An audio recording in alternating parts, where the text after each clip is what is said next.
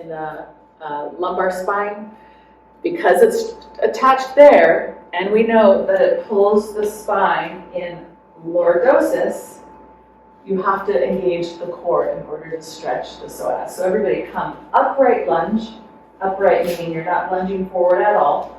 Take your hands on your belly, and as you exhale, pull the belly in, engage the core. You should feel an abdominal lock. Work on that in a minute if you don't feel that. Now So I can abdominal really brace. feel the quad stretch. Now you feel, we haven't even lunged yet. We haven't even down there yet.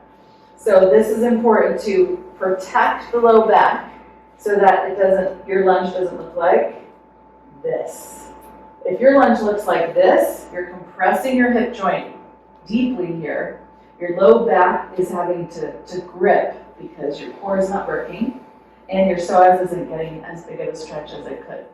So you need to pull yourself up and out of it, hug the limbs together, right? So front foot, back knee, hug in. Then belly goes in and tailbone goes down. And once you get that, hands on your hips, you can feel the tilt of the pelvis. It should be neutral. This is neutral. To me, it feels like I'm tilting my pelvis back. But obviously I'm not. I still have a curve here. But it feels like I'm tilting my pelvis back. That's how we all have kind of distortions in our body, where our body is in space. So for me, I know that about myself, so I'm like, okay, it has to feel like I'm tilting my pelvis back. Then I'm going to keep it there, and I watch it by the ASIS, these front iliac crest bones, because that's where I know where my pelvis is, and I try to keep those back as I lunge. So most people are going to go an inch and go, I feel it already. So go to that first spot, because we want to get that spot first. Shoulders down. Breathing in.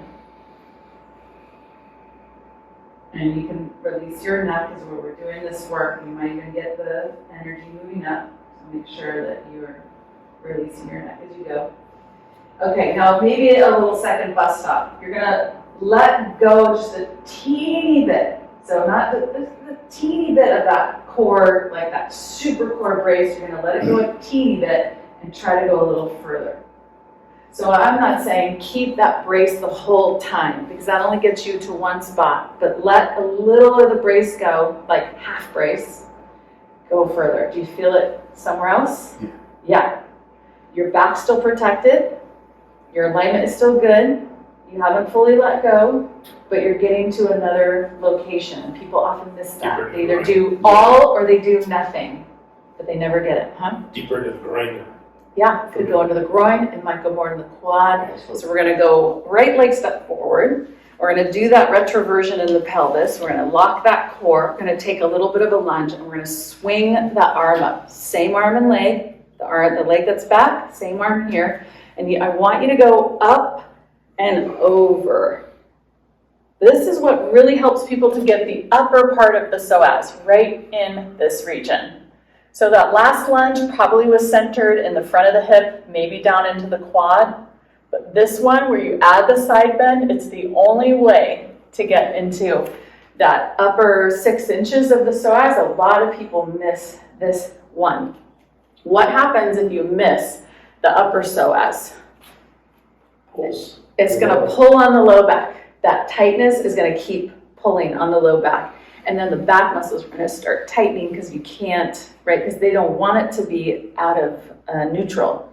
So they're going to tighten to support it. Okay, come on out. Let's do the other side. So get that retroverted pelvis, get the lunge. And I think that the ab brace here is also really important, because if you don't have the ab brace here, when you bend over to the side, right, your SI joint, because you're going laterally now, it's going to be a lot more at risk. So you have to get the obliques, the side waist muscles to contract, and the core.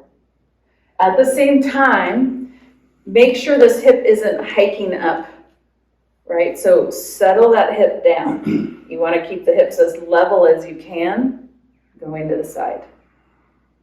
That's another compensation pattern. You guys feel that? Mm-hmm. And some people may just feel it right here on the sideways. That's fine. It's still really important to stretch those muscles too, because those are your hip hiking muscles. All right, come on out and do puppy pose.